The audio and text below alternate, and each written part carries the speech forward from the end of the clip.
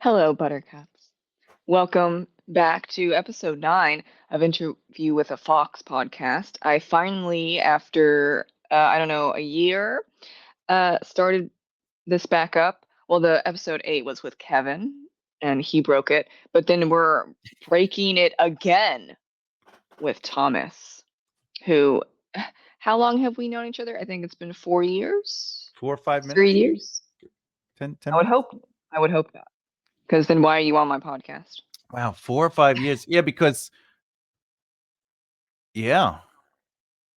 Well, no, yeah. Well, I'm not 2023, good.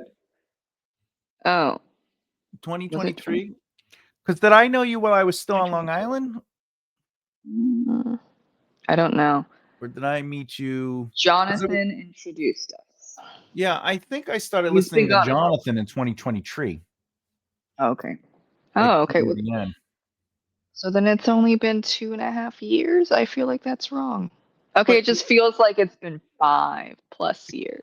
because we're like besties, Yeah.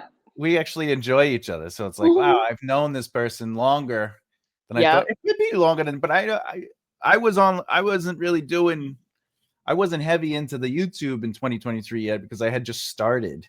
So I wasn't really interacting Yeah. a lot, you know, because I think this is Yeah. my But third year on YouTube. what a newbie. I know I'm still like a small channel. I'm trying to get some Same. And movement. I've been small channel for 8 years, Thomas. Calm down. Okay. Calm down. We're not small channels. We're growing. We're growing, yes. Yeah. Well, I forgot who posted.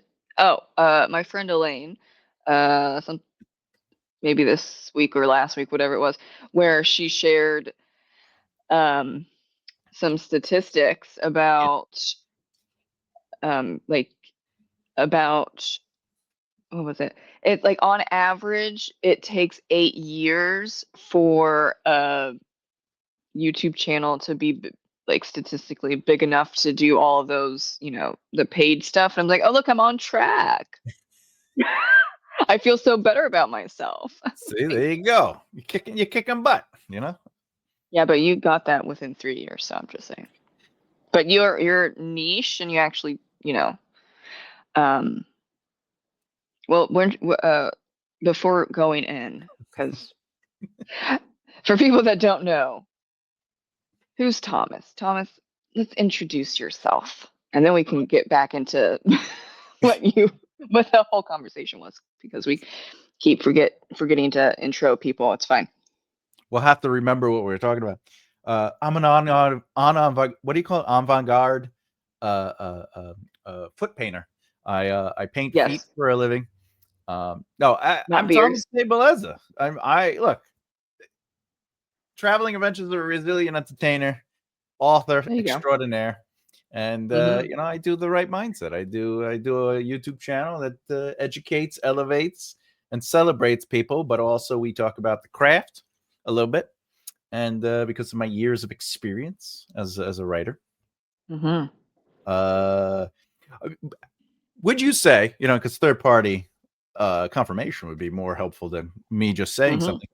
Would you say my YouTube channel is not just a hey, these are things about writing, and more of like, hey, I want to learn how to write. So he's showing Yeah. me the why behind Mhm. things.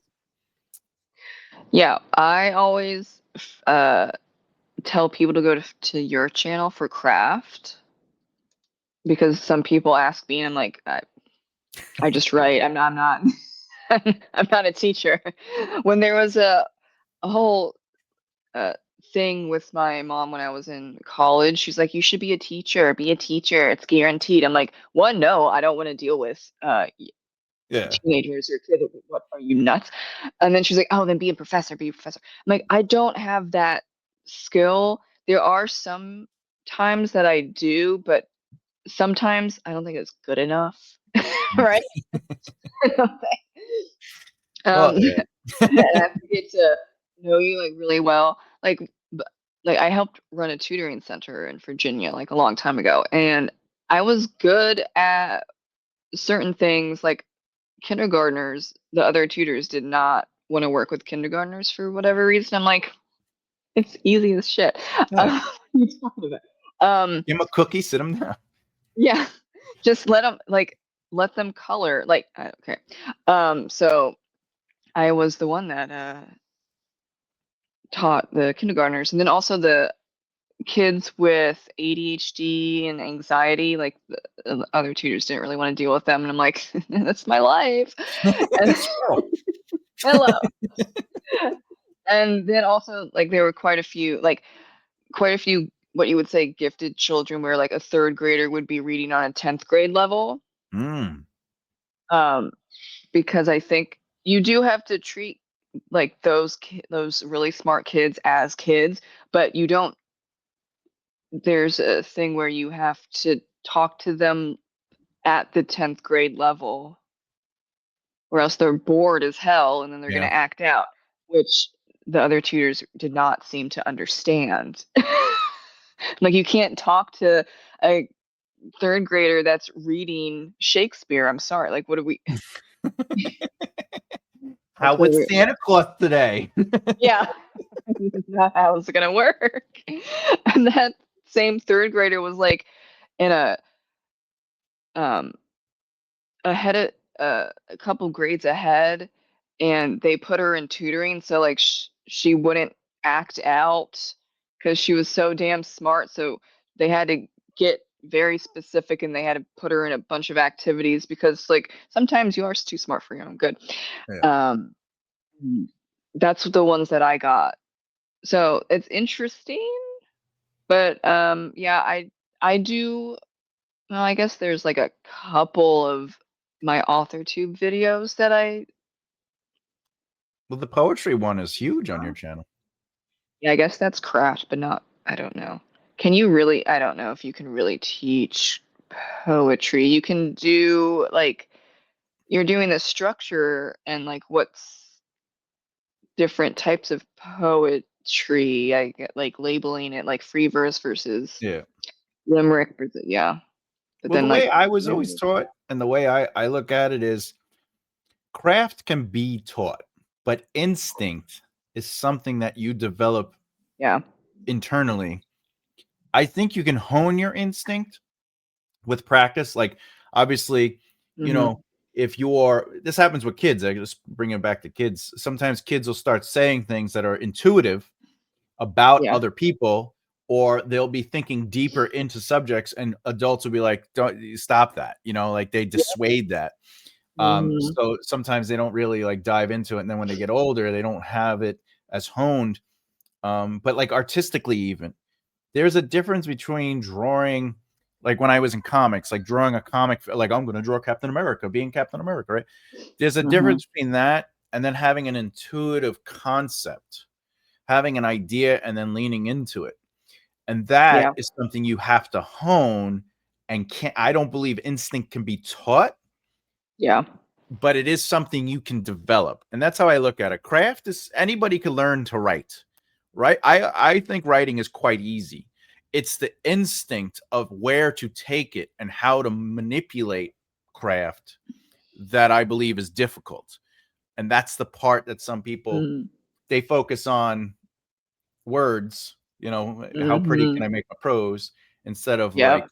what is the deeper internal truth that I'm trying to represent in these words? And maybe I'm using the wrong words, even though they're really Hmm. pretty and it's grammatically correct. And it's, look how smart I am. I got all the best words, but they might Yep. not be the right words. And instinct is the Yeah. thing that helps with that creatively, even if you're an artist or a musician, etc. Yeah. I think it. Don't distract me. I had 2 cups of coffee so I could get the caffeine because I can't afford Adderall right now. So you need to get it together. Um, oh no. We were Awesome. talking about instinct, Oh intuition, yeah. and craft. Yeah. Okay. Well, the I think which is interesting for me is that I didn't have a good or great education system, so I had to learn, the craft on my own, and then a little bit in college because I just didn't know. I wasn't taught how to use commas and all that basic shit. Splicing your sentences. And but there was a lot of with my grandmother and also like a little bit with my mom of following your intuition and instincts and just trusting yourself. And I think that helped a lot because it was a lot of it was spiritual stuff mainly, actually. And as an atheist, I still appreciate it because though I don't believe in, XYZ where I used to, it still got me to trust that one things will turn out okay, even if you have to work on it a lot. Mm-hmm. And to just let it flow. Because last year there were just so many people saying that I had to do certain things or I need to. That kind of ruins stuff. I don't like when someone says you need to do this, I'm gonna take that now with a grain of salt. And also the whole well, it's changing a bit now. But even last year, people were saying, well, if you don't publish at least 3 books a year, if you're an indie, then you're not ever going to be successful. And so then I was like, oh well, I mean, oh my mere 2 books that I published. Oh my God, shut the fuck up. I know. So the whole thing was, oh well, you're just one more book away. And then So it's gonna blow up. You're gonna have everything you yes, ever wished for with 3 books.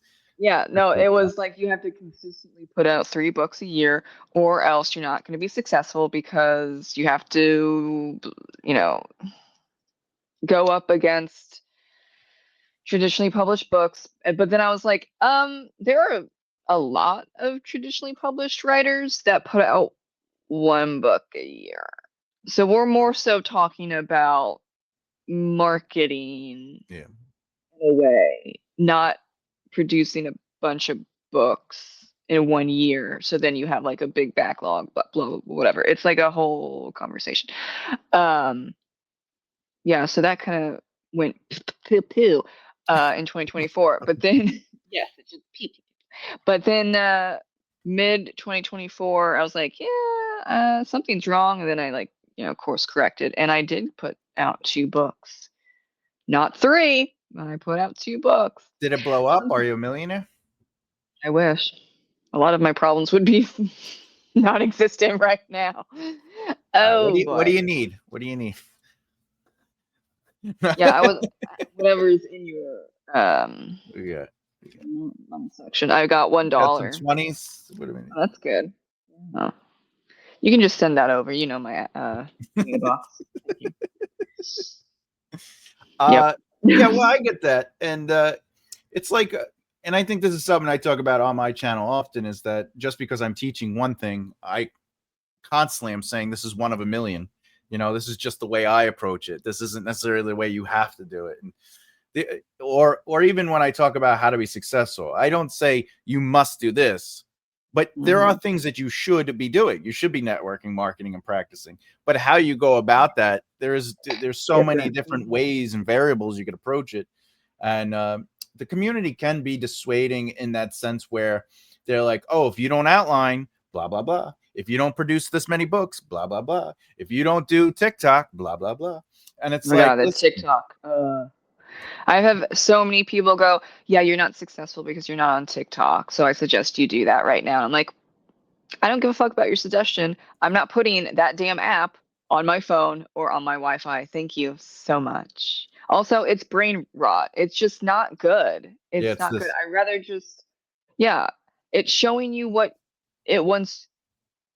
It's showing you so much bias, and it really just it destroys attention span. So does reels and shorts, but at least on YouTube, there's long form content, and I think well, there's lives on TikTok now, but that's brain rot too. Like, who's having discussion? Like, I don't see much good coming out of TikTok. And I don't really do shorts all that much unless I want to, because that is also killing people's attention spans. There's just a lot of stuff that I morally am against, and therefore I would like to go to bed happily. So, but and also I don't like the skits that you see a lot. I don't give a shit. I don't want to do a skit of me reading a book and then like pretending to cry. Like what the fuck is the point of that? Well, I cry every time I read Green Eggs and Ham. I'm That just like, one's why can't legit. he just eat the green eggs and ham? Just eat That's them. legit. Well, there's a whole study about that. Well, he does get the green eggs and ham at the end. He's like, why? I can't believe I didn't eat green eggs and ham. Not in a box with a fox. Not while No, wearing there. socks. Well, yeah, kids, but also like adults will not eat certain foods if it is a certain color because Oh they yeah, think it's disgusting. As in disgusting is like it's going to make me sick and therefore I'm going to die from yeah. the sickness. Yeah. So there That's is why I only eat mold. yeah, I bet you would. It comes from your beard. Oh. Yeah, because you need to wash it a little bit more. What are you talking about? It's very clean. I clean my beard all the Okay. time. It's just great. I'm old. No, that little spot right here that's a little brown, that might be mold. Oh yeah, that's definitely mold. No, well, I used to Yeah. have dark brown hair. I don't know if I I've used to be somewhat of a seen it. looker back in the day, but it all went away. Yeah, but you can be a wizard now. You can say that you're a legit wizard I because am a when you wizard. had when you just had all the brown hair, it's like, okay, you're like a baby wizard, I guess. But now you're getting to be Gandalf, and that's like a huge deal. Also, Now because none shall pass. isn't it also basically because Gandalf is like some type of god or some He is. whatever. Well, he's like Yeah. he's an avatar of the There you god. go. Whereas Yeah, Sauron is technically godly. like an angel. Well, that's interesting because angels fell. Some of them, not all of them, but kinda They like they fall when they sure. get to Earth because they have to. But going back to religion thing, you were saying that you're spiritual and stuff like that, but you're also you're what you say agnostic or an atheist. Oh, I'm not spiritual. I used to be. I Oh, used all to right. be neo-pagan, and it was very Negro. yay. It used to be very all about the vibes. Really. The vibes. Uh, But my question is, because you have stepped away from that kind of perspective, and you've become an atheist, right? You're an atheist. So mhm. when you're writing spiritual characters or religious characters or anything that has to do with sort of that world outside of your views, because you were once in it and now you're not, do you purposefully try to approach it with the mindset you used to have, or do you allow your current feelings, and I'm going to use the word bias but not in a negative way, but your bias towards how you have experienced the other side into those characters? uh let's say the first part, though there are quite a few um like Lily would technically be an atheist from A Patriot's Tale, but you're not saying that because that's this colonial period. So she is not going to say that she doesn't believe in God, though there are points where she basically says that. She's not saying it out loud. Um, Sarah from the Two Foxes was Puritan. She lost her faith for like lots of reasons. um, and then married into the Pocumtuck tribe, and she forgot Christianity and took up the indigenous pagan beliefs. And then Ness, oh, we haven't read Daniel's Curse yet, but Ness is Celtic or Irish pagan, but that's because it's from like the early Iron Age, which is before the Common Era. thousands of years ago. So yeah. And then Tessa's would be neo-pagan, but that makes sense because she for sure has proof that there are other beings. So that one is more that one's very solid. But that's what I grew up with, as in like the world has these other beings, but most people can't see them. So that's why I think a lot of people feel that my urban fantasy books are so real. I'm like, yeah, because that was kind of me and what I Yeah. grew up with, and what still quite a few family members believe in. I have more I have more tolerance for neo-pagans and Wiccans. Though like like a lot of it's dumb. Okay. Okay. That's But wicked I have harsh. yeah, but I have more tolerance for them. Um, and also I have a, a a little more tolerance for specifically Zen Buddhists, and that's about it. I think I'm not either one of them because I'm an atheist. I can't. There is no proof of to me of the existence of God or hell or anything like that, other than you, Gandalf, the avatar of the god. I'm sorry. Um, you have to show me your powers, but yeah, yeah, I used to believe in like things that, yeah, like ghosts. I mean, a lot of people still believe in ghosts, so that's not like a weird one. But then also, yeah, I believed in fairies and mermaids and all that stuff because that's what I grew up with, and it sounds weird, but then it's also like I Did they don't wear think any of them boots? should be talking. I guess they could. Fairies wear boots, and you gotta believe me. Dun, dun, dun, dun, dun, dun, dun, dun. That's Get Sabbath, that. everyone. You know, Yeah. in the epic fantasy that I have, the Maven Wars, Mm-hmm. uh, uh, what's interesting is gods are without a doubt real. There's mortal gods, and then there's like the divine gods, like the gods of different, Mm-hmm. whatever. But there are still characters in the mortal realm that don't believe in gods. There Mm-hmm. are atheists. There are agnostics. And then obviously there's worshipers. But what's interesting is the gods do walk among man, but they're not necessarily walking around going, I am a god. So they might be like Jim next door, Mm-hmm. doing the gardening, and you never That's know that a Jim, yeah. I mean, that's a popular thing for urban fantasy. hmm. Yeah. Mine's Like, definitely not urban fantasy. oh, you're mixing things up. There's like a bunch of, I think, A little bit more uh, violence. yeah, there's quite a few violent stuff. I'm actually pretty mild Yeah. because my thing is uh, solving a magical mystery. Now, if you're solving a magical problem in urban fantasy, yeah, you're gonna get more violence. But I'm solving magical mysteries. Hmm.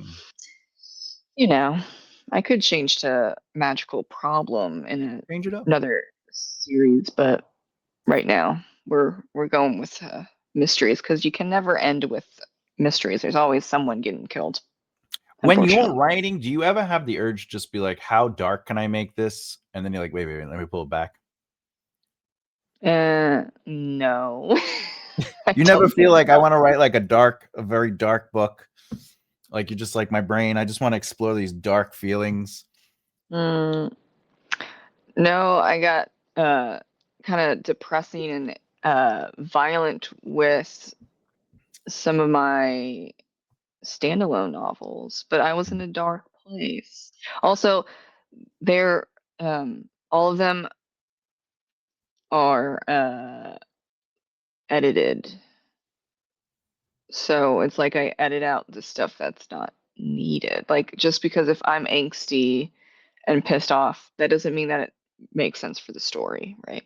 So I could write it out, but that's going to be probably deleted because it needs to make sense. What I am doing, which because I haven't written since May or something, because I've just been too stressed out.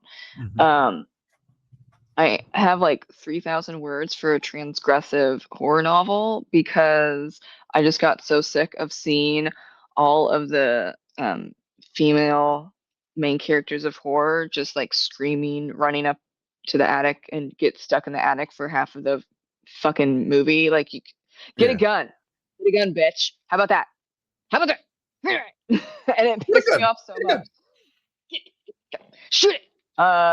Shoot So it. I say it's not even going to be a novel. It's going to be a novella, like maybe 35,000 words, because we're getting to the point. We're getting to the point of you're not running, you're not screaming, you're not going to get the shit beaten out of you. She's going to beat the shit out of these other men. Actually, not really beating. She's going to shoot them. And I just, that would be, it's transgressive and as in it's going to be extremely violent, but all the tropes are going to be flipped. And yeah, I'm not banking on the fact like that's going to be huge because, Yeah. people That- unfortunately Does that love mean that the virgin is going to stupidity. die and the people who have sex in the book live? That's not part of that. We have That's a a trope in horror. If yeah, somebody, but if not everyone. We have a young woman who has a dad that's a veteran, so she knows how to shoot and all that stuff and yeah, survival stuff. And she goes on a vacation, and there's this whole. Well, I'm not going to spoil the whole thing, yeah, but don't spoil it. But what's the ending? No. she kills all of them. Well, yeah, I She mean, kills all of them, does the and she protagonist win at the end? Don't give it away, though. Don't give it yes, away. It's a horror genre. Please tell me the protagonist doesn't win. Doesn't win. That would actually be the sometimes subversion of no. expectations. There are a lot of well, I guess maybe I read extreme horror and splatterpunk, so there are quite. I mean, the majority of time for those, like the main character doesn't win, but that's a different. It's This not is a just genre. horror. That's yeah, that's splatterpunk and extreme horror, so that's different.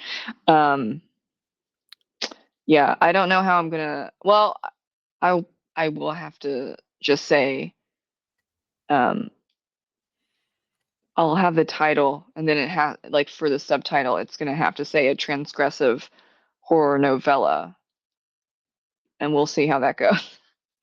But I'm feeling like grassroots. It's gonna be fun. I'm gonna just send it to a bunch of people for ARC readers and see how that goes.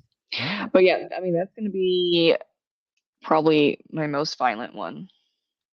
I've had people say that A Patriot's Tale is extremely violent and that they were shocked. I'm like, where the fuck are No, you getting? it has violence. Yeah, no. I'm like, also it's about war. I don't know Yeah. what we're expecting here. It's very clear. No, Yeah, but I I think think they're just surprised because they know me and I'm not violent. I used to be. Which, in fact, I used to kill people in the war. yes. I used to get into fights all the time. I was almost a juvenile delinquent. I mean, but you don't get that vibe because I've changed so I don't know. You drastically. got a grunge look. I do. Um, that's stereotyping grunge people. I apologize. But no, I'll put I've my gone. Nirvana away. Yeah, I know. I've just gone. A lot of people say that A Patriot's Tale is extremely violent and that they're shocked. I'm like, I don't get it. So That's a then I solid would book. say Wasn't that your first book, you said? yes, Yeah, it was a solid book. And then the Two Foxes is the one that starts off in the church, right? yes, Yeah, I know. yeah, yeah. Well, yeah. Now the final book that you have to read from The yours brother one. truly would be Danny's Curse. But Yeah. you're Did you send me the PDF of that? Yeah. yeah, you've been a little busy with all your stuff going on. Yeah. But I've been yeah, very busy. that's good for you, And I'm supposed to be starting a new ongoing class at the library in January. Ooh, See how that goes. I told yeah. him, let's just Well, do a workshop, like instead of me doing like a class, just so people could yeah. come and go, you know? Mm-hmm. And then Well, isn't well, you have a poetry book out. You have that that nonfiction book out. When is the outline book coming out, or did you already do that and I didn't get an email about that? I also have the Epic Fantasies out. You can read it on my Patreon. Yeah, I don't like Patreon, so you have to publish that. I will. On Don't worry. Amazon. I will publish it once I get to a certain point. But because I promised people I wasn't going to publish the book until the 5 books were done. So I'm Oh, interesting. currently working on the 4th and 5th book. I'm actually technically working on all the books at any given time because I keep going back and adjusting and adding things, and it's good. Mm. I want the series to come out complete so people aren't Oh like yeah. R.R. Martin, because the books are big. Yeah. Well, to be fair, the third book is not the third book. I think the third book and the last book are going to be the shortest books, but they're still epic fantasy books. So Minimum 95K words. You got that. it's more than that. Well, But it you're will. good.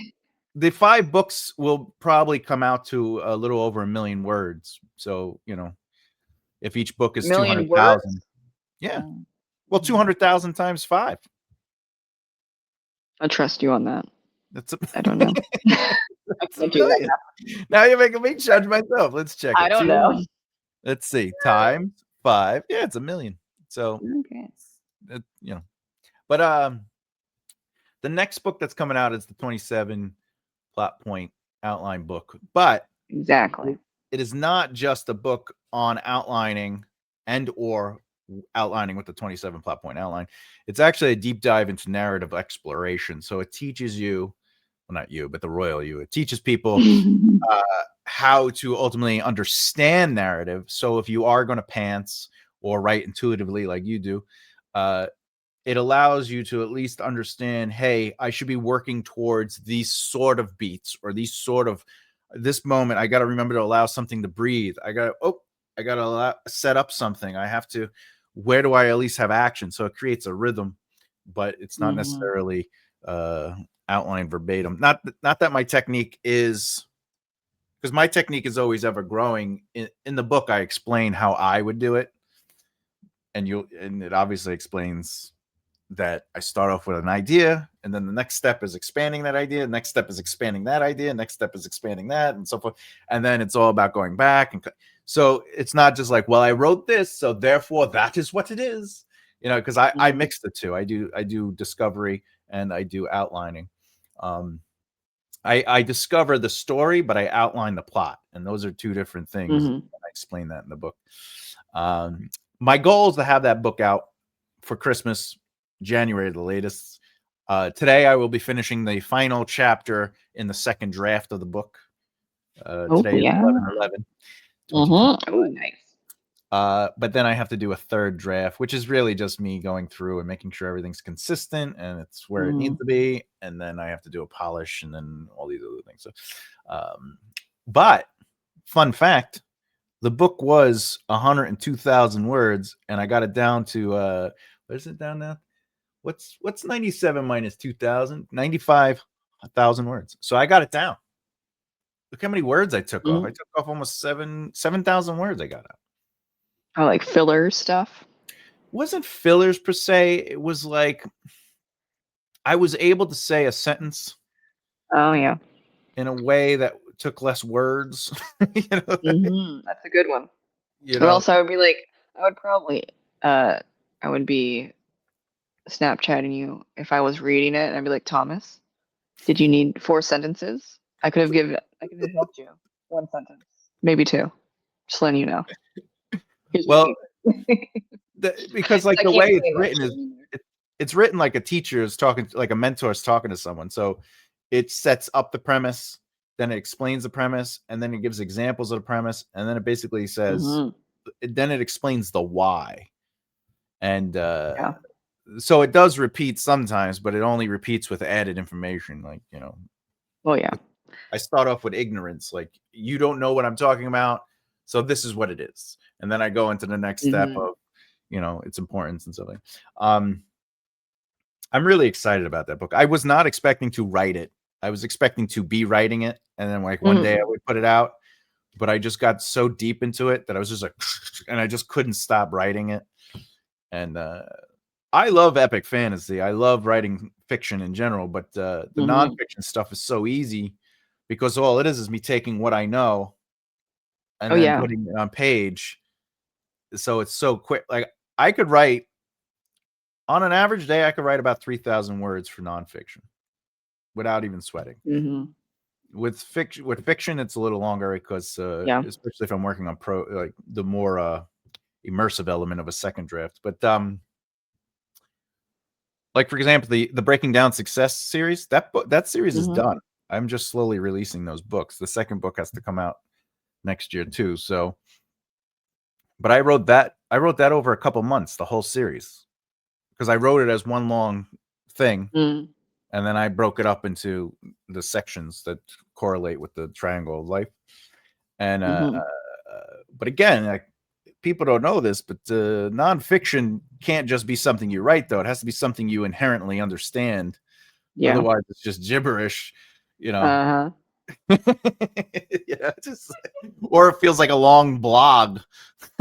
Oof, yeah. Not that we know anyone who's ever done that. You know. I'm sure there's some. There are plenty, but we don't talk poorly about people. We just we just ignore it. yeah, we ignore it, you know. Just don't give it energy, I would say. But well, are you I think you said that you were looking into doing like different thumbnails. How's that going? Because there are quite a few author tubers that have just completely changed their whole thumbnail vibe, and they got more views automatically. But well, you have Photoshop, so you can do like the fancy ass ones. Yeah, What they're I'm doing now. ignoring the live video thumbnails that I've definitely played around with. The pre-records, I definitely changed up some of the thumbnails, and I'm slowly changing them a little bit more, and I'm making them more simplistic in the sense of whereas my old ones were like, this is the series, this is what we're talking about, this is the episode we're on, and now it's just going to be, you know, me, the repeating background colors for whatever the series is, and then just like outlining or whatever, because the title of the video should be the thing that makes people go, oh, the thumbnail should just get people to go, what is this? Yeah. And then if they make an emotional choice to look at the title, that's a good thing. And then if they click it, that's an even better thing. I've learned that this is the thing that is difficult about being a YouTuber is when people do click on the videos. Wait, what? What? It's the fucking clickbait thumbnails and clickbait titles that are really kicking people's butts, because we don't do I read this book so you don't have to, and the video is like 5 hours long. There's a whole thing for BookTube. It's different for AuthorTube, but for BookTube nowadays, people are like, oh my god, book reviews are dying. They're dead. There's no point. No, book reviews aren't dead, and deep dive analyses aren't dead. It's that you can't 100% tell because the thumbnail is clickbaity. Yeah. They're just like, oh yeah, some stupid shit, and then the title is I read this book so you don't have to, but the video is 5 hours long. That's a deep dive analysis. The person hates the book, but you're doing a deep dive analysis for 5 hours, absolutely. So it's like you can't even tell a lot of the time for BookTube, or most of the time. There's some clickbaity stuff for AuthorTube, but I don't think you can get too clickbaity other than maybe your titles, but you can't really but you have to be dramatic with your pictures, or else people aren't gonna blah blah, because it's like you're trying to get people to click because they're curious or they're shocked. Yeah, like, why is your chapter not working? Exactly. Yeah. I try to avoid that. And anytime I do anything, it's going to be for the value of and not the shock of. So like I try to make my titles more value based and less Exactly. like your first chapter sucks because people aren't reading your chapter because, and I'm like, I don't want, because then when you go to it, it has nothing to do with, like you're saying, it's not really about that. It's these are 5 things every chapter should have. Well, that should have been the title then, because none of this is telling me why people aren't reading the first chapter. It's just telling me a list that I could have Googled and read another blog. You're not putting any effort into it. And fine, that's fine.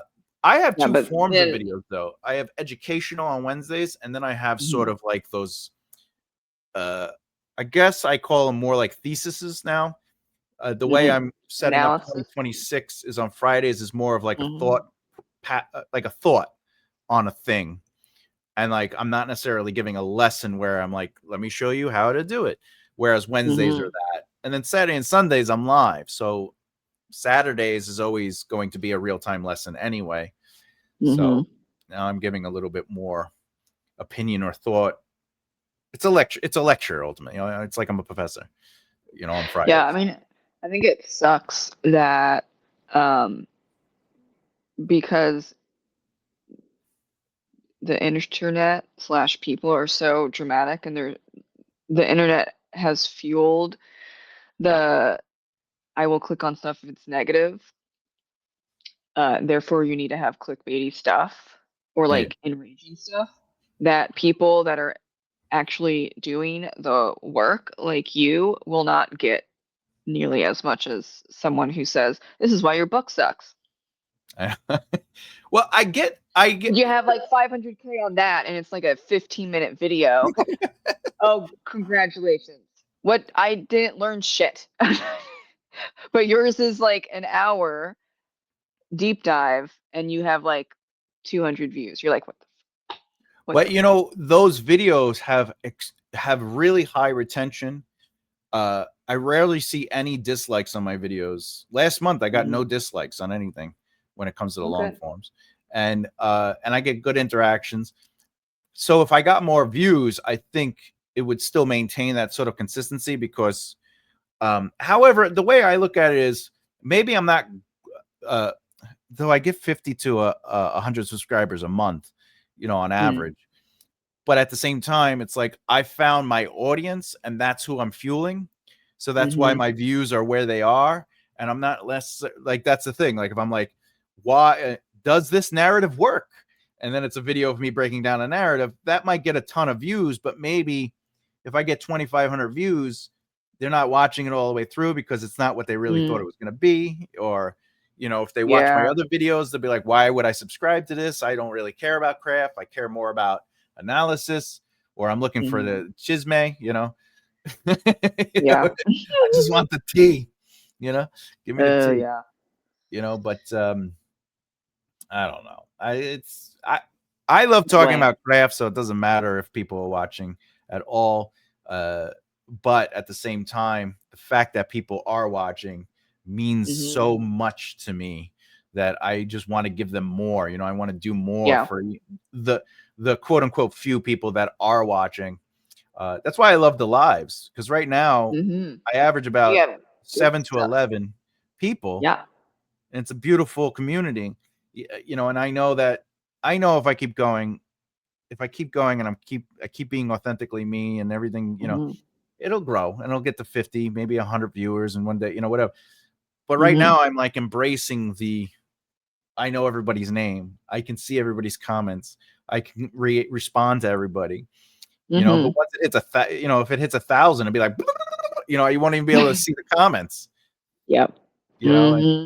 So it's really nice that the core audience right now is I can call friends. Like I follow them, they follow me on social media. We talk, we email, like it's really, that's the part I really love. And I mean, that's how I met Emma, through you. I was on your show, and like it's nice to have the I say small, but it's really not, it's a tight community, I would call it, instead of small.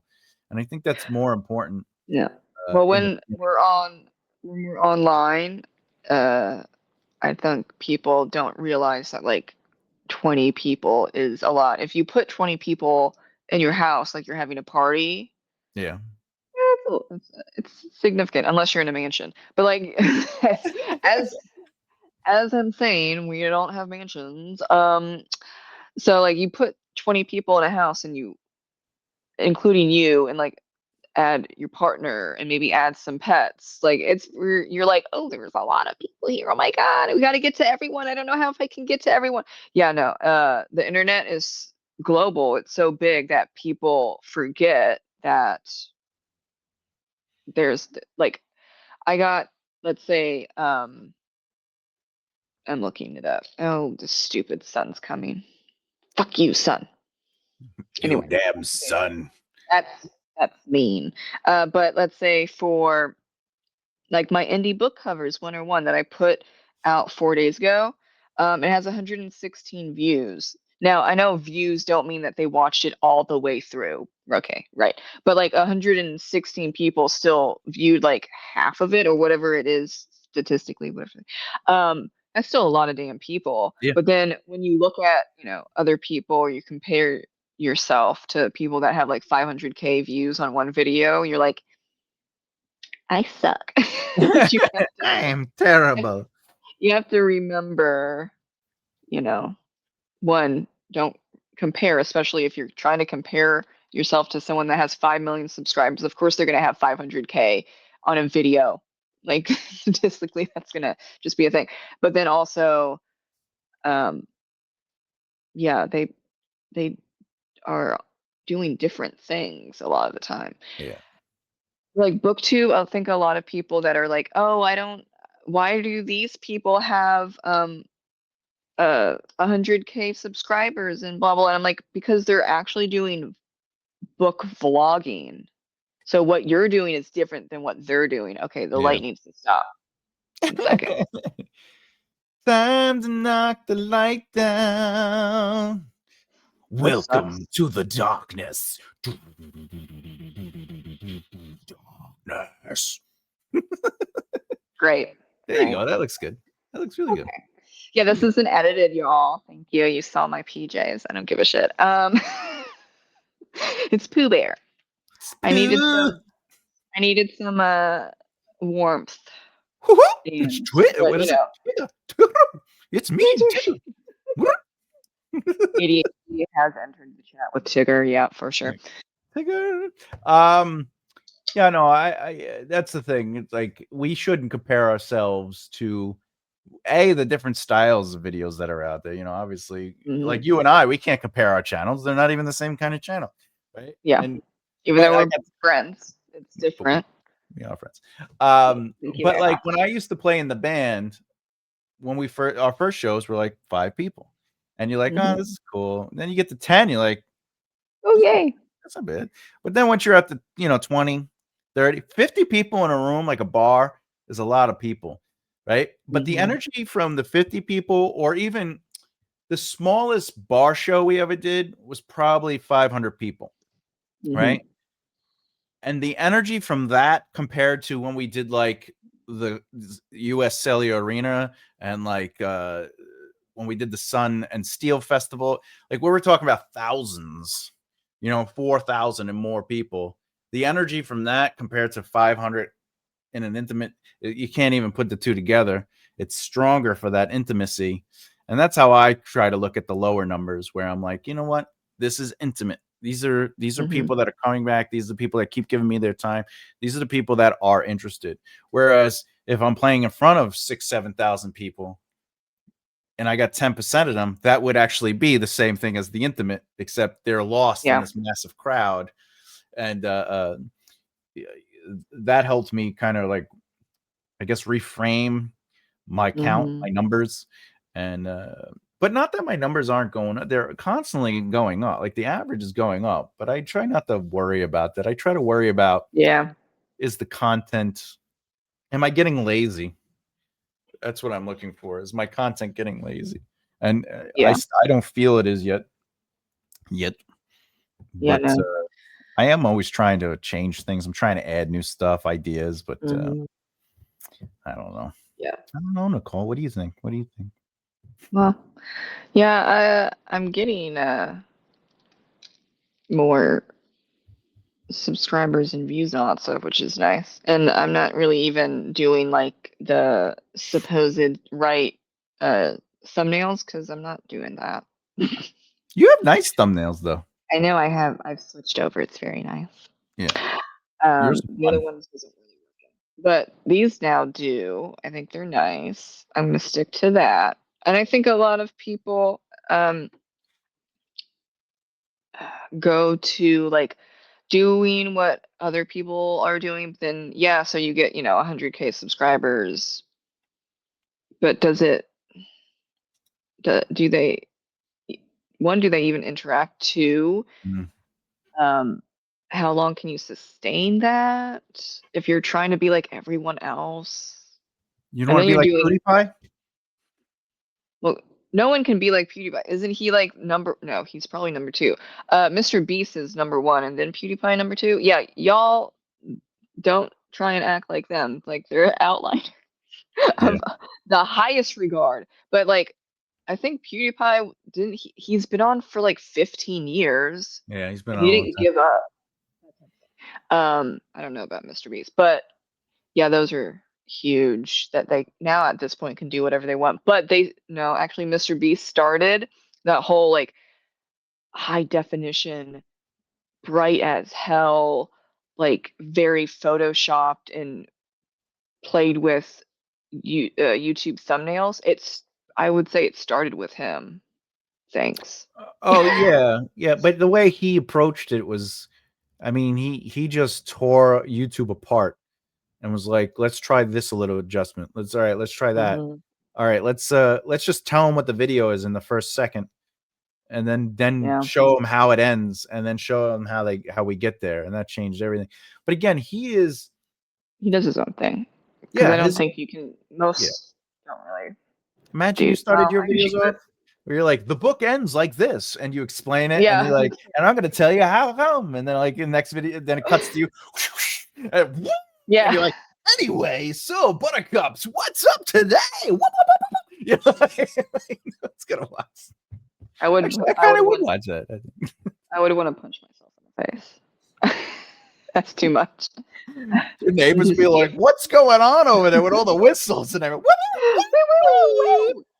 Well, that's also it's a whole problem because the attention span. You're messing with people's attention span, Yeah, which is just like I don't want to be part of that.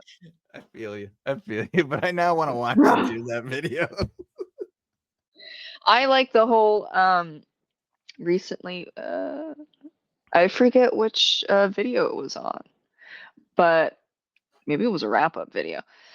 But this person commented and said that they're disabled and they can't really, get out of the house, but they watch and listen to me because I have a very calming, soothing voice, even when I curse. It's like, thank you so much. So, like, that's what I'm going for. I'm not trying to get you riled up. Of course, there are times where, like, I'm so annoyed with, like, a book or something, like, for like Yeah, 20 seconds, I might rant, but I'm not going on a deep dive analysis of a book that I hate. I don't have the time or energy. I don't care. Because hate,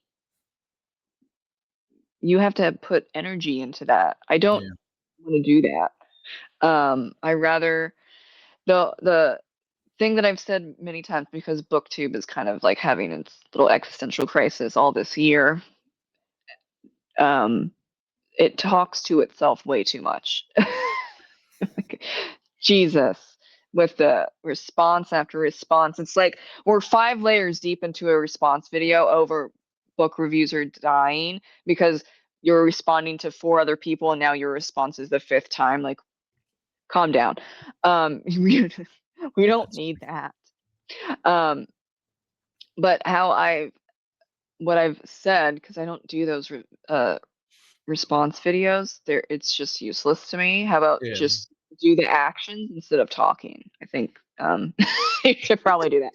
Um, but a lot don't because they get 300 views, and BookTube is extremely niche, and it's like, ooh, yay, I got 300 views about talking and talking about how book reviews are dying, but why don't you do more book reviews? Oh, wait, you don't because why? Okay. because the Because hate but gets more views. Yeah. Yeah. So have said multiple times, negativity sells. Do you want to be remembered for that? Um, you have there are a lot of booktubers, but also now like a lot of author tubers. Okay.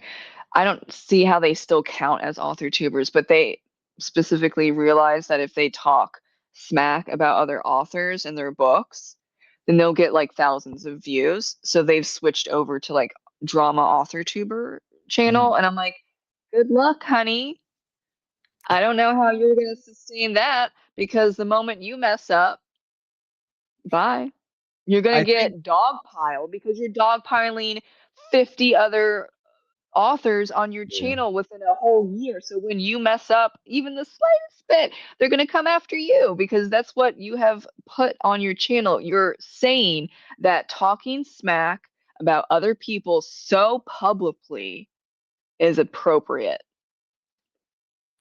Well, you know, A bit much. Let's calm down people with like that. me who teach the craft or who talk about writing and stuff, our biggest concern is that we're going to release a book and now we have a microscope to our work because we're going, this Mm. is how you write. And I'm not going to give my pro or con or negative or positive thoughts on Jenna Marissi, but Jenna Marissi is here's how to write. Well, she's less how to write and more she switched. She became more Tips. of like a Mhm. list of 10 things. But when she was first going, hey, this is how to write, well, what did you see people doing? They were reading her books to go, well, she's not doing the things she talks about. And that was like the reviews. She'd be like, oh, Mhm. don't talk about the set. And all she does is talk about the penis, like that. But that was the reviews that her books were Yeah. getting. But I feel like the reviews, and again, I only read some of her book, but that's not me having a definitive. It's not my style of writing. Right. But I wouldn't go and make a video Mhm. contrasting my experience on something that it's not if it's not my book, meaning it's not my kind of book. If I read a Stephen King book and I don't like it, it's usually Yeah. because of the style. I don't, that is, it doesn't mean the I'm book not is a fan bad. either. Yeah. Yeah. So I think that's the thing that happens too with reviews is especially for the indie authors, even though she's technically hybrid now, but Oh. Mhm. because she does the nonfiction shut up and write and romantasy, how to write romantasy. Well, hybrid means that you have some self-published books and you're with an agent. Does Yeah, she have that? she has the nonfiction are published through publishers through an agent, Oh. and then Oh, okay. Mhm. her fantasy Interesting. stuff is self-published.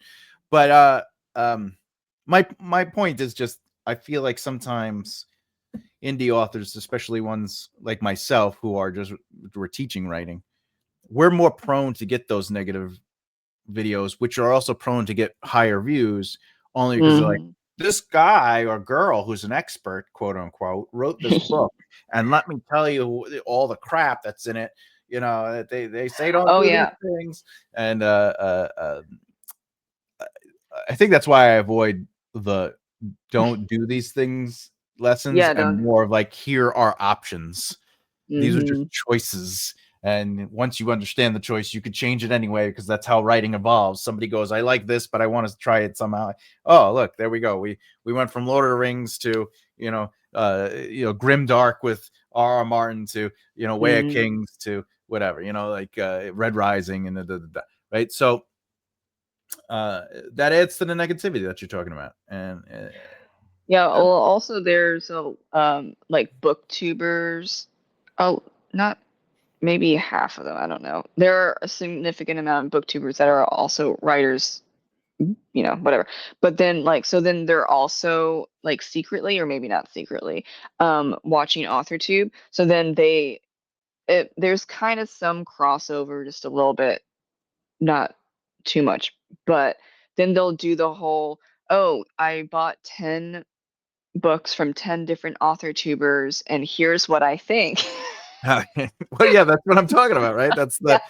Let's Uh, I want to see if but it's it's all like, negative. yeah, but it's like it's all, well, it's the top 10 biggest author tubers. So yeah, but there are a lot of smaller author tubes, and there's also booktubers that are authors that they just like don't really mention it all that much.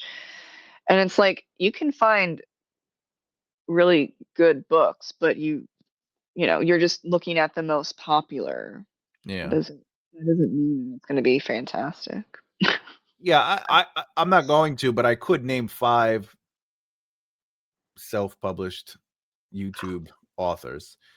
And I know that I don't like the books, but that doesn't mean they're good Hmm. or bad in the sense Yeah. just because I don't like it. However, I can, as a developmental editor, analyze the book and tell you if it's good or bad writing.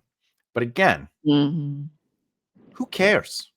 They wanted to write a Yeah. book, they wrote a book, and I think people should write shitty books, because eventually they're going to get good. But at the same Yeah. time, like, imagine this is the thing. When I was younger, people used to always say, "Why do you draw all the time? You should get a job. Think about a job." And I'm like, I'm freaking 12. Like, yeah, but why don't you go to the shop and work with your uncle, or why don't you, like, because everybody was cabinet makers when I was, in my family, Mm. and like Jesus, but Uh, I don't know. I loved art. And everyone told me I couldn't write because I had dyslexia, but I didn't know I had dyslexia, nor was it a thing that mm. people were. So they're like, you can't spell, you can't, you have trouble reading. It wasn't until I learned ways to get around it. Right. So obviously I Mhm. had a career as a screenwriter. So it worked out. Right. But, Yeah. and also a novel. But the point is, uh, you know, everybody has a dream. And a lot of people say, don't do it. And they say, have a plan B. And I would rather people do something terribly than not at all, because Mhm. why take away that joy of them going through the process of creating it? The only thing I suggest is ego check yourself. Just because you wrote Yeah. it, or just because you painted it, or just because you produced it, doesn't mean it's great. Yeah. I think it's great that it was made, but that Mhm. doesn't give you the right to think, hey, I teach this, or again, if you're only giving advice that is generic, that Well, you of could course find you on the can. yeah, Yeah, you yeah, can get like, a bunch of people. yeah, and then you're gonna be like, well, all these people pay attention to me, so I'm gonna release a book. And it's like, you release the book, and that is amazing. But the Mhm. part where they're like, I released the book, and I gave a list of 5 things that make a chapter great, that I found off a blog. And you're like, okay, but why does it make it great? What is the thing they're doing? When you say hook, does that mean a good strong line? What does that mean? No, a hook, it grabs people's attention. It's engaging. You want people to be interested. Yeah, but what does that mean? How do I do that? Can you go Mhm. deeper into it? Buy my book. Uh, Buy my course. There was a video I was watching the other day. I'm not going to say who it was from, but it was 15 minutes long, and it was like 3 things about to make characters basically lovable. That isn't the title. I'm just Just three I'm just, things. Okay. I'm just generalizing. And You need a little more than three things, but yeah, go on. yeah, like a face. But it she goes the person goes, I have a Oh, fourth. yeah, outed. Yeah, outed it. Oh my god. There's Okay, go no ahead. name. I'm not giving a name. They I mean, randomly just go, most author tubers are women anyway, so you're fine. I know, If it I'm was a aware. guy, we were like, okay, we're down to 5 people. Who could it be? Anyway. Agreed. But Yeah. they go, now that you stayed this long, I'm gonna give you a fourth thing. And then they go, the fourth Uh, thing is, if you want to make your characters like this, take my course. And it's available. And I was like, oh, you lost me. Like, because the 3 things weren't necessarily interesting. They were just, yeah. these are like, Well, your people are character should be likable. Oh, I'm glad. You know what? That would be nice if my characters. How do I do that? Okay, the advice is they should be likable. You want characters to be likable. Readers love likable characters. Okay. When is it? How do we make them likable? So you want to show them doing things that are likable. Mhm. The second thing, Relatable. Yeah. you didn't. See, that's why, yeah, like that's where it's just like, and that's like most of AuthorTube, unless you're doing so like there's that side of AuthorTube that's really popular, which Yeah. is kind of annoying.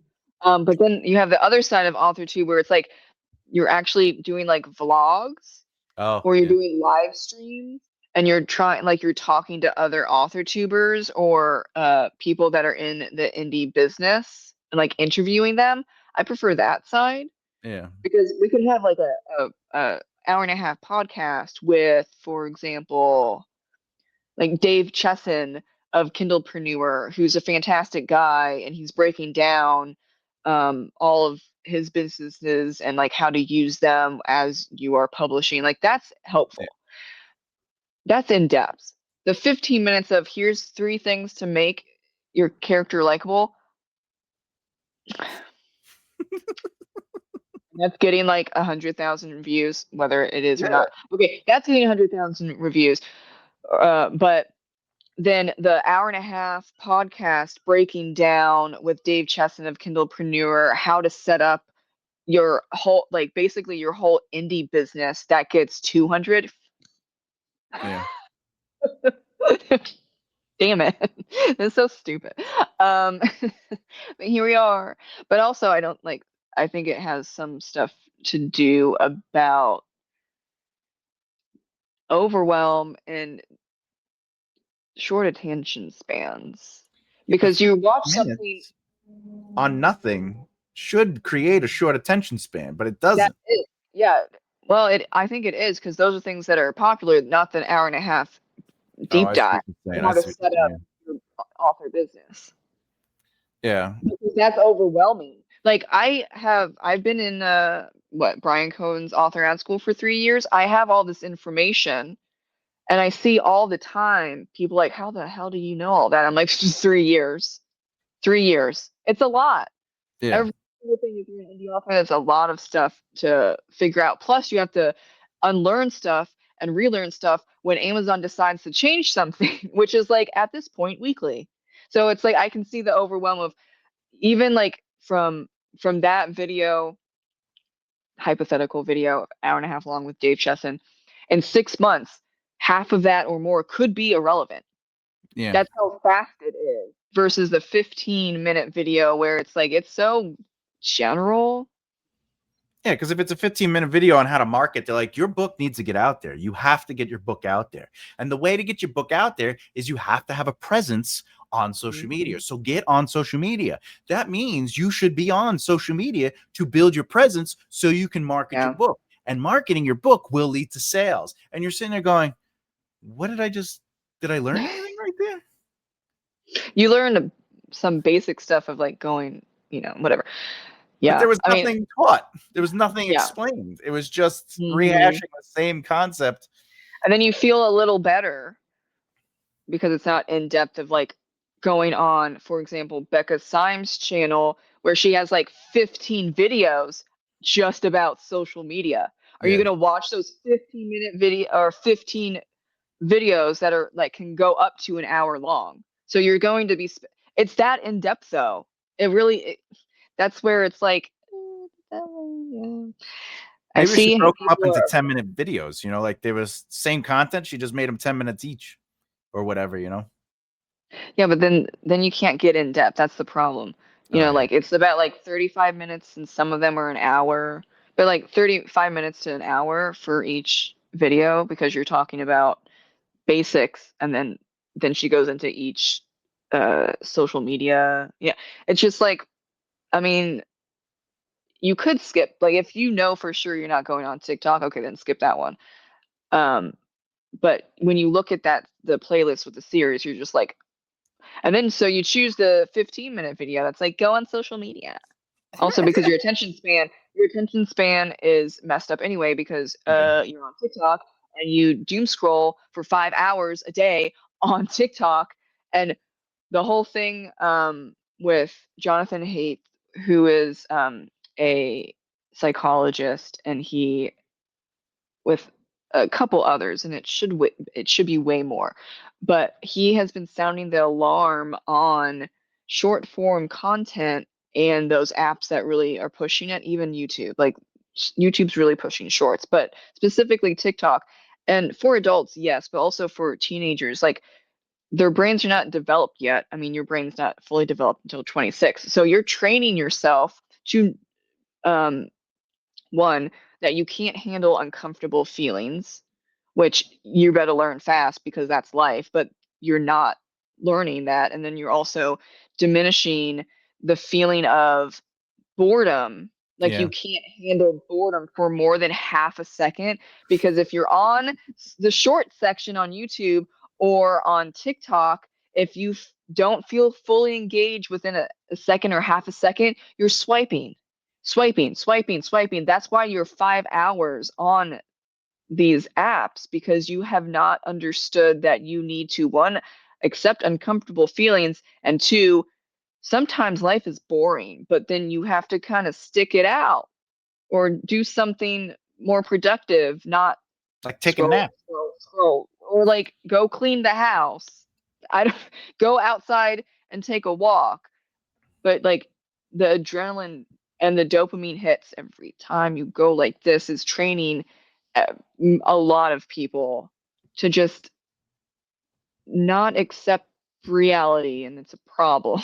So yeah, at least YouTube, you have options for long form content, but a lot of people are still going for, the Yeah. 15-minute versus the hour, Well, I unless don't know about you, but writing gives me the dopamine hit.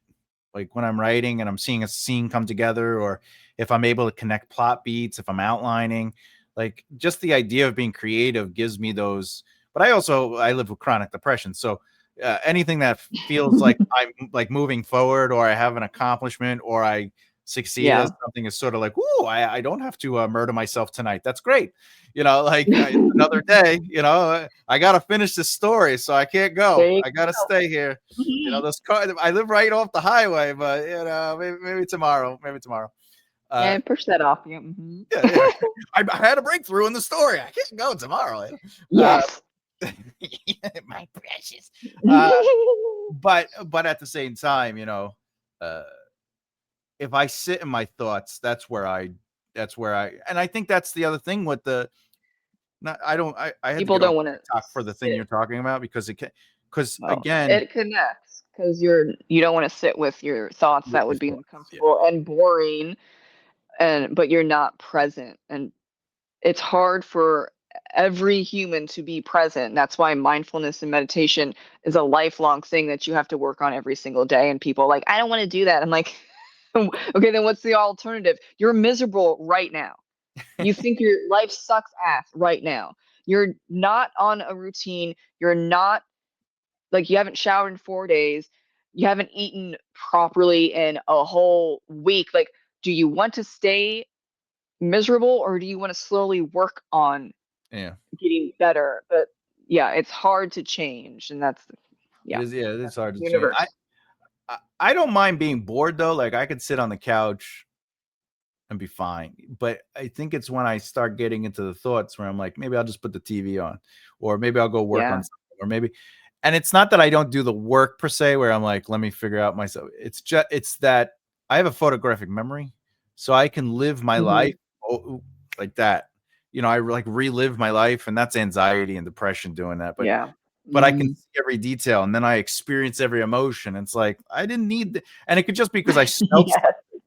Oh like my the God. Yeah. a small Hmm. smell, and then I'm 3 years old again, and I'm going through every choice, and then I have to relive the almost getting abducted, then I gotta relive this, then I gotta relive that, and then Hmm. and you're just like, I could just be drawing right now. Yeah. And, but when I had a therapist, uh, she basically fired me. She's like, "You already understand what you're going through. You know the tools. Like I didn't teach you. You came in here and you know what you're talking about." And I was like, I guess I just needed someone to validate, because it's hard to when you have chronic depression, it's hard to validate Hmm. not only your value, but that maybe I'm right. Yeah. Maybe I do know.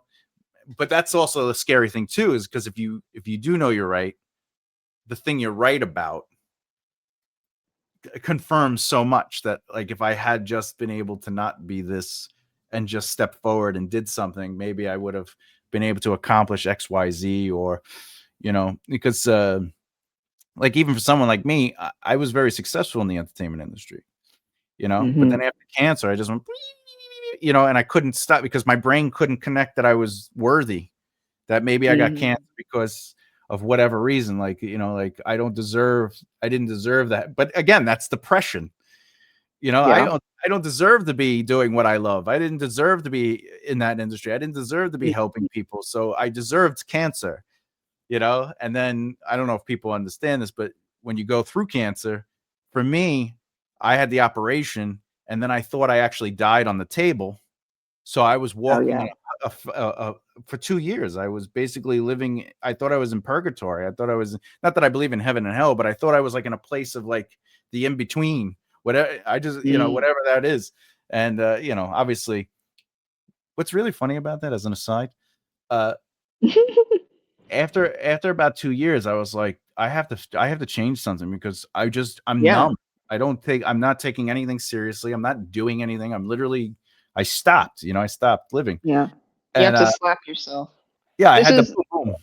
Yeah, well, this is the thing that as far as we know, maybe whales, um that maybe dolphins. We don't know, like 100%. But human beings are the only animals that have a consciousness that we're going to die. And Oh we yeah, do everything that we can to accept that or just like ignore it. And that's a Joseph Campbell paraphrase.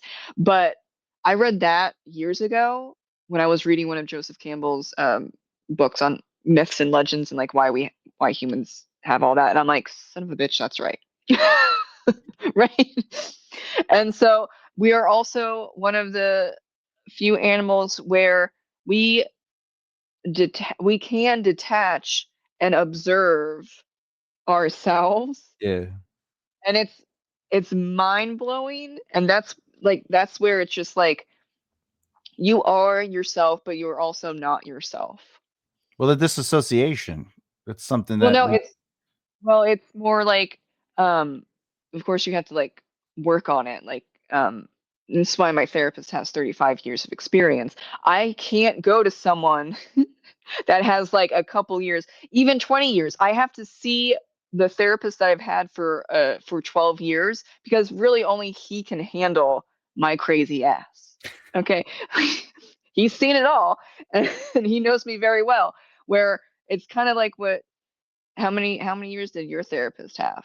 You might have to go for like 30 plus years if you ever want to go back. I'm just saying because you will Oh, overwhelm them and they'll be like, I don't know what to do. well, she was the boss. She was like, she ran the office, and then but she worked for the government. Yeah, she Uh, don't know shit. that's Don't know shit.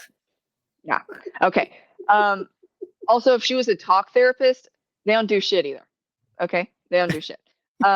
I don't recommend talk therapy 9 times out of 10. Anyway, where it's like he, there are some things where it is really simple, but simplicity is extremely hard for humans. Where it was like in the beginning, uh, of 6 years of intense therapy, um, where I was seeing him because the other therapists didn't know what they were doing. They could not handle me. So then my mom was like, okay, you need to go to this specialist right here because you need to get.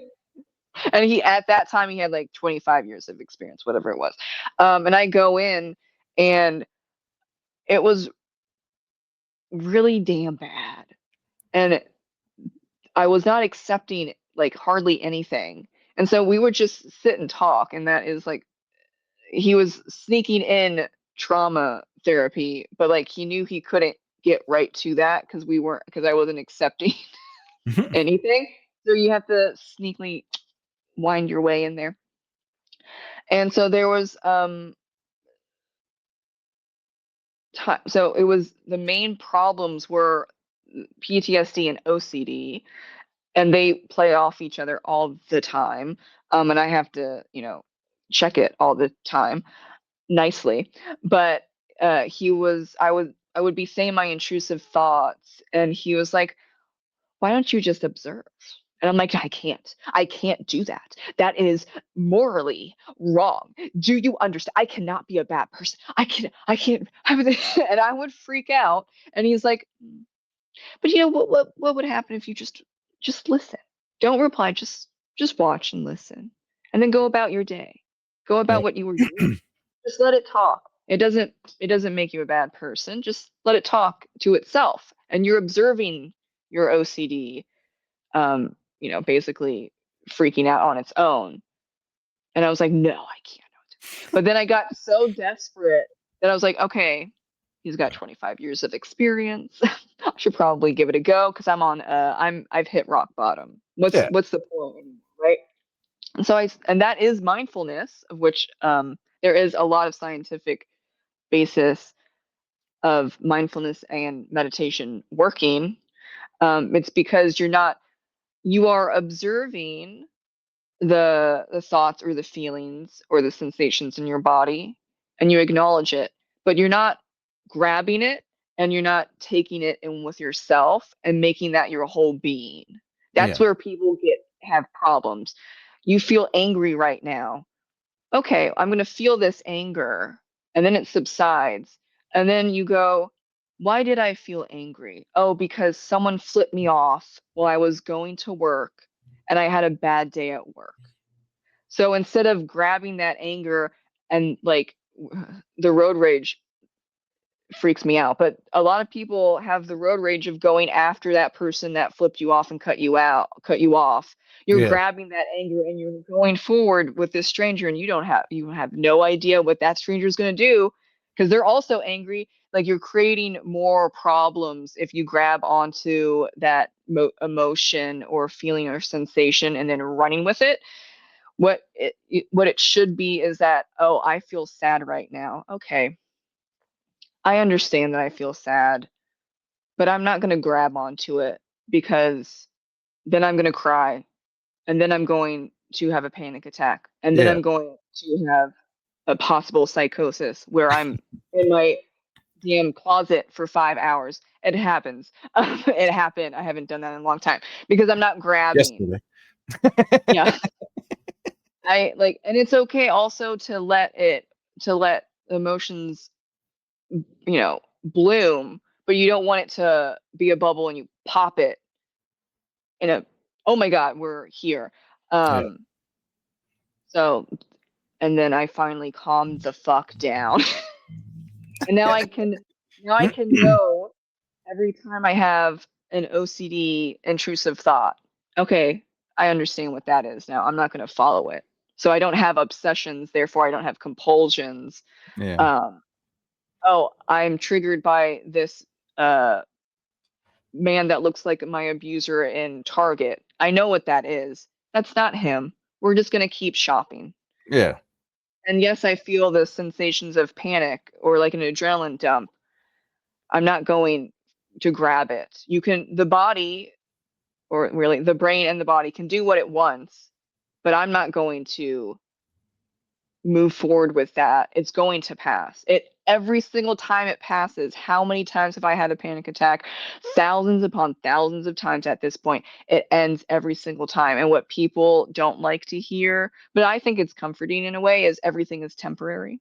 Yeah. I heard you. And when I talk to people with PTSD when I'm volunteering and I say that, they're like, no, no, that's not true. And I'm like, okay, so you were feeling angry, and then I talked to you, and now you're feeling panicked. Technically, it ended, right? You were this one thing, and now you're this thing.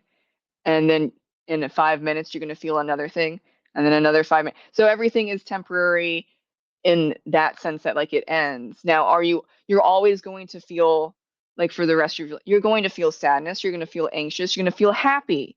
It's just that with the realization that everything is temporary, it's not this for the rest of your life. There's ups and downs, and Yeah. that is comforting, but also upsetting.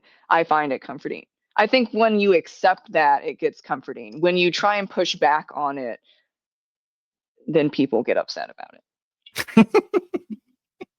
Wait till you realize none of it matters. That's the mindfulness you got to get to. Where it's like, it doesn't matter unless it matters, and the only things that like. Oh, I have to say that to people when they have an intrusive thought, and I say it only means something when you assign meaning to it. Yeah, correct. That's what it doesn't matter means. Where it's like, Yeah. Well, no, it is important. Yeah, but if it's so important, then why is there a billion people in the world not being That, affected by this thing yeah. happening right now? Yeah. And It matters to you right now. But like, yeah, okay, you couldn't get a Stanley Cup. It doesn't matter. And that's a different thing. We're talking consumerism. Do you know what need versus want is? Because you I don't wrote a need, whole book about it. I know you don't need another Stanley Cup. You have 9 already, ma'am. But okay. Yes. Well, the whole breaking down, the whole first book is about need and want, where it's like, we want XYZ, but you only need this to make this happen, right? It's like Oh that. yeah. Like You have to the kind of needs like pyramid. negotiate with yourself. Yeah, the needs pyramid. Well, yeah, I don't go into the needs pyramid, but I do go Oh, into like, we oh yeah. place our quote unquote needs into our wants, when in reality Yeah. we don't actually need our wants right now. And if we only Mm-hmm. reverse that, this is the layman's version of, if we reverse that, we could actually get to a place where we can afford our wants, and not at the Yeah. cost of our success or our cost of opportunity.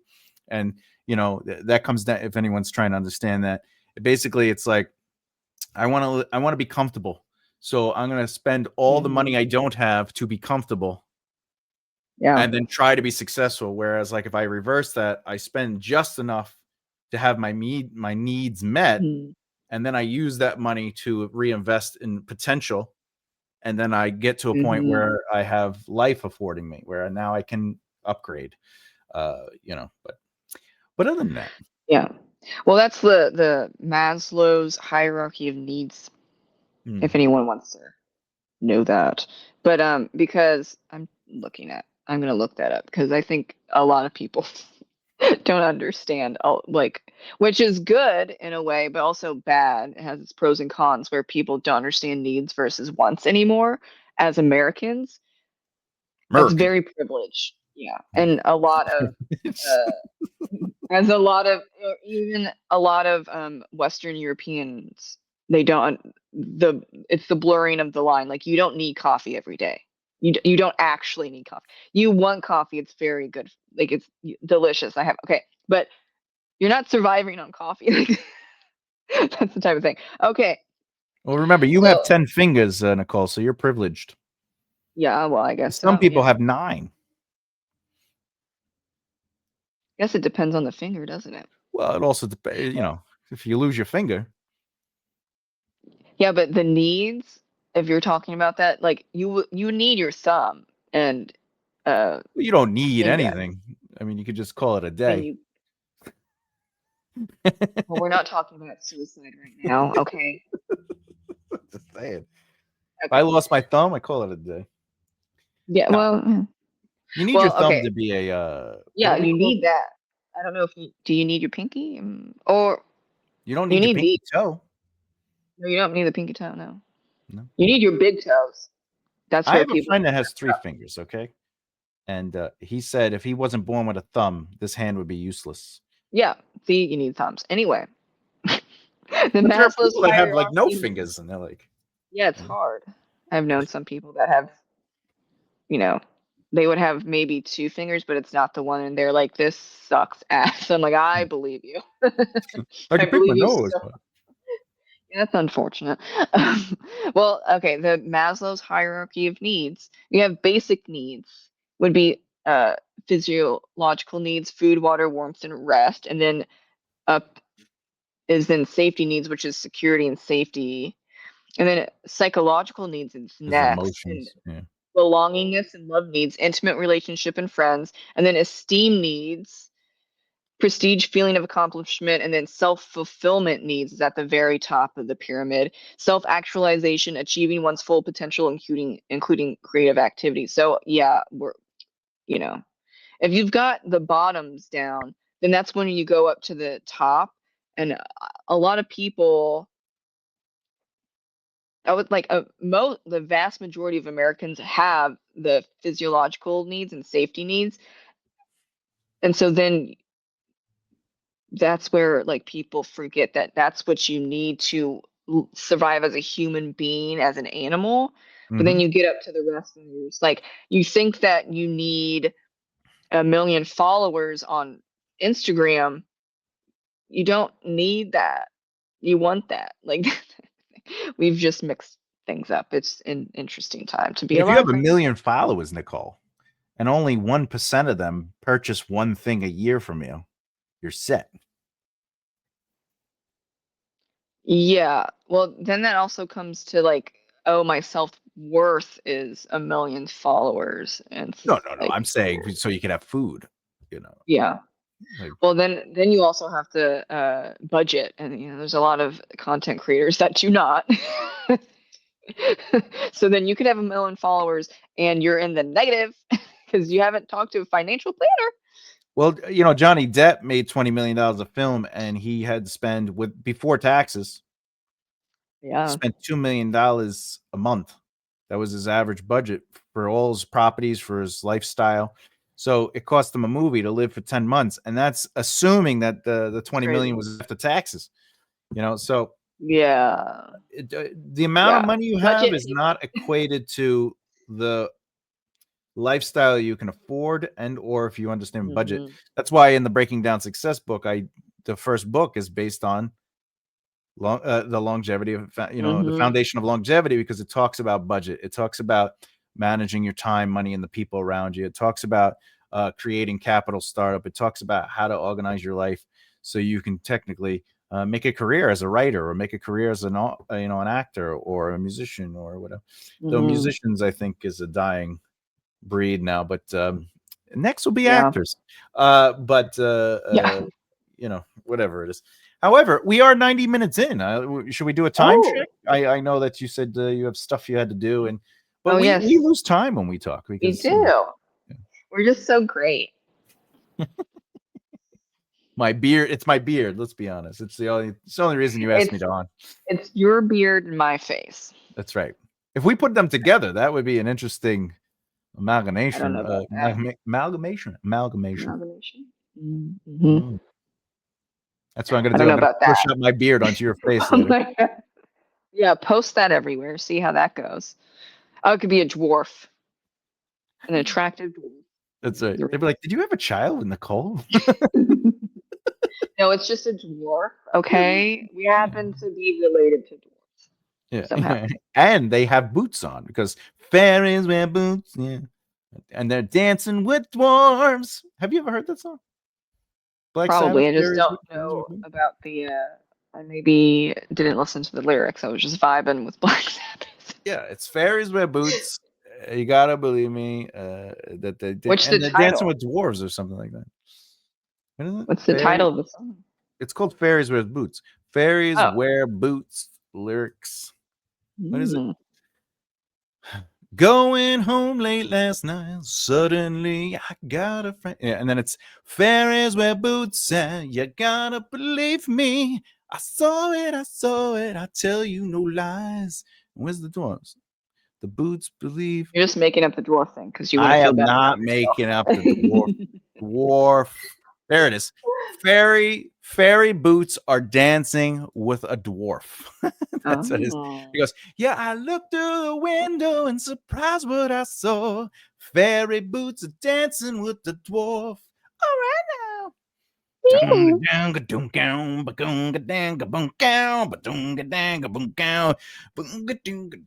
then it goes softer.